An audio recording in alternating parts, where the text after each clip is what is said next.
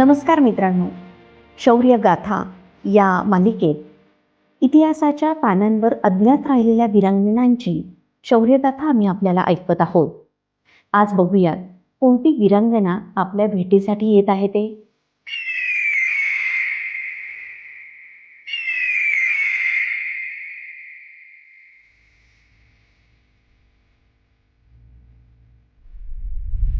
अरबी समुद्राच्या अथांग लाटांमध्ये एक कथा आजही जिवंत आहे. एक अशी राणी जिला इतिहासानं विसरायचा प्रयत्न केला, पण समुद्राच्या किनाऱ्यानं तिचं शौर्य आजवर जपून ठेवलं आहे. ती जिनं पोर्तुगीजांच्या छातीमध्ये धडकी भरवली, तेही त्या काळात जेव्हा समाजात स्त्रियांचा युद्ध, शस्त्र, पराक्रम या शब्दांशी काडीमात्रही संबंध नव्हता. पण या एकाच राणीनं त्या काळातील सर्व समजुतींचे काटकोन मोडून काढले. ही आहे तुलुनाडूची अभयाराणी, भारताची पहिली समुद्री स्वातंत्र्य योद्धा राणी अबक्का महादेवी.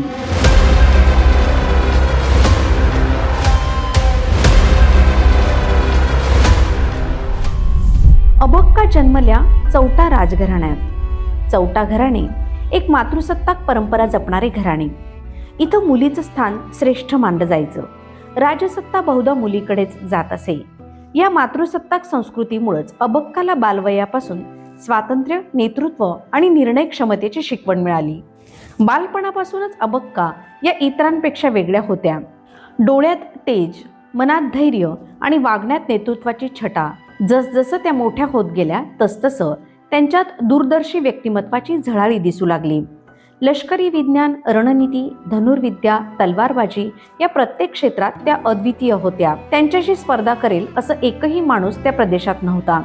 आणि यामुळं त्यांचे काका तिरुमला राय यांनी परंपरेनुसार अबक्काला थेट उल्लालची राणी बनवलं आणि अबक्का यांनी राणी बनताच त्यांच्या आध्यात्मिक सामर्थ्याची साक्ष देणारं अद्वितीय शिवमंदिर बांधलं, जे आजही त्यांच्या कुशल कामगिरीची साक्ष देतं. या मंदिराजवळ आहे निसर्गाचा अद्भुत आणि अविश्वसनीय चमत्कार असणारा रुद्र खडक. या खडकावर वारा आदळला की हा खडक दर सेकंदाला रंग बदलतो. ते पाहून अशी अनुभूती येते की जणू समुद्र, वारा आणि खडकही राणीच्या उपस्थितीला आजही प्रतिसाद देत आहेत.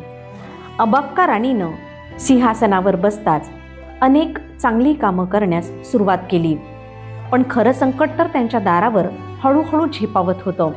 एवढं समृद्ध, संपन्न आणि स्वाभिमानी राष्ट्र गिळंकृत करण्यासाठी एक प्रचंड शक्ती पुढे सरकत होती. मातृसत्ताक संस्कृतीत वाढलेली, युद्धकलेत पारंगत आणि समुद्राची खरी संरक्षिका. पण त्यांच्या समृद्ध राज्याच्या दिशेनं एक प्रचंड संकट झेपावत होतं आणि तिथूनच सुरू होतं संघर्षाचं वादळ. मंगलोरवर झालेला पहिला हल्ला. परंतु मंगलोरवर पडलेल्या आघातानं त्यांच्या मनात एकच ठिणगी पेटवली: आक्रमकांना थारा नाही. आणि त्या दिवसापासून अबक्कानं आपल्या राज्याच्या सुरक्षिततेची भक्कम तयारी सुरू केली. सीमा बळकट केल्या, जवानांना प्रशिक्षण दिलं, मोगवीर योद्ध्यांना समुद्री युद्धासाठी सज्ज केलं आणि संपूर्ण किनारा एक अजय्य किल्ला बनवला. त्या जाणून होत्या, हा हल्ला पहिला आहे, शेवटचा नाही. पोर्तुगीजांना कडवा प्रतिकार करण्यासाठी ती सज्ज झाली. पोर्तुगीजांना देखील याची जाणीव होती की उल्लाल इतक्या सहजासहजी आपल्याला मिळणार नाही, कारण त्यांच्यासमोर उभी होती भारताच्या पहिल्या महिला स्वातंत्र्य सैनिकांपैकी एक, अदम्य निर्भय राणी अबक्का. 1525 हा पहिला हल्ला अबक्काच्या शौर्यगाथेचा पहिला अध्याय ठरला. या क्षणानंतर समुद्रही जाणून होता, एक वादळ येत आहे, पण त्याच्या विरुद्ध उभं वादळ म्हणजे राणी अबक्का. पण अबक्का देवीच्या पराक्रमानं जळून गेलेला पोर्तुगीजांचा अहंकार शांत बसणारा नव्हता. अबक्कानं त्यांचे डाव उधळून लावले. हे पोर्तुगीजांना सहनच होईना. त्यांनी राणीला ठणकावून खंडणी मागितली, पण त्यांनी एकच उत्तर दिलं: माझा अभिमान, माझं स्वातंत्र्य विक्रीस नाही. 1555 साली रागाच्या भरात पोर्तुगीजांनी ॲडमिरल डोम अल्वारो दा सिल्वेरा यांना प्रचंड सैन्यासह अबक्काच्या राज्यावर चालून पाठवलं. त्यांच्या दृष्टीनं हा हल्ला शेवटचा आणि निर्णायक ठरणार होता.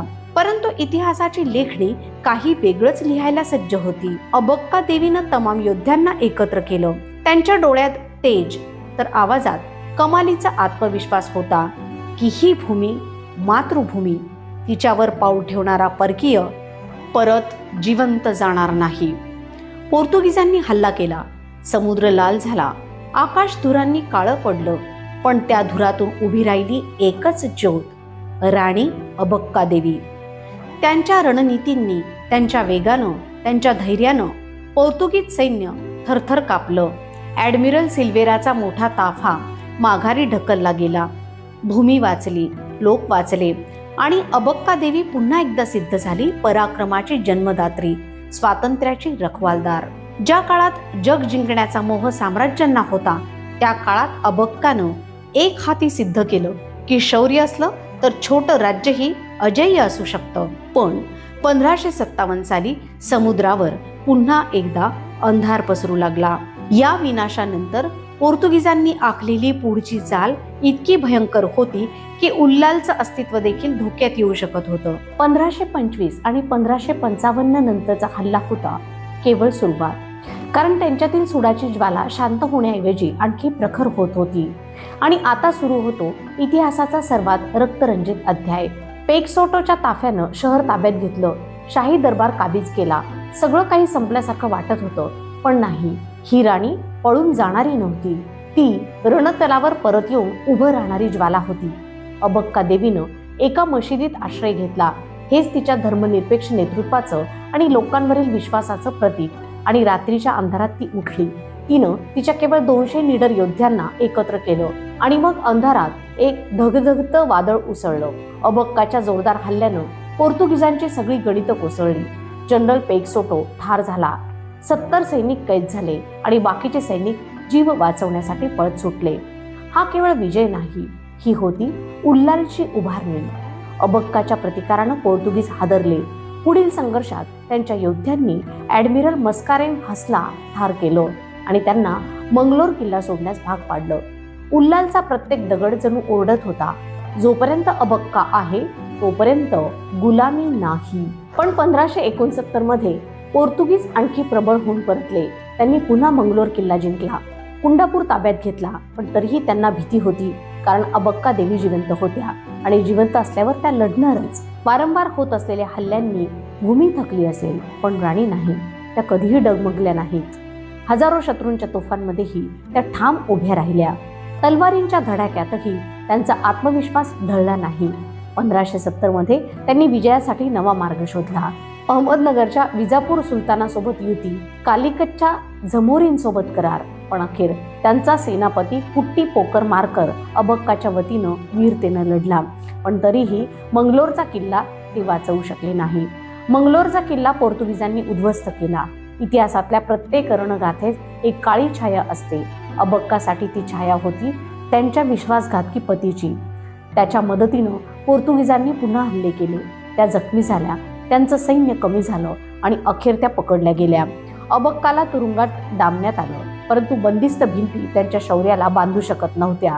पोर्तुगीजांची क्रूर सैन्य यंत्रणा, त्यांच्या व्हाईसरॉयची महत्वाकांक्षा आणि सेनानायक पेकसोटोची निर्दयी तलवार, हे सर्व एकत्र येऊन उल्लालला जाळू पाहत होते.